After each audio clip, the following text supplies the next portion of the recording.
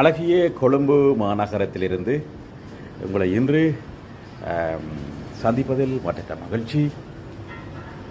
இன்று நாங்கள் கொழும்பில் உள்ள ஒரு ஹோட்டலிலேயே தங்கியிருக்கிறோம். பாருங்கள், இன்றைக்கு அழகான ஒரு காட்சி. பால்கனியில் இருந்து எடுத்துக்கிறோம். 27th ஃப்ளோரில் நிற்கிறோம். இப்போ இன்றைய காலநிலையும் மிகவும் சிறப்பான ஒரு காலநிலையாக காணப்படுகிறது.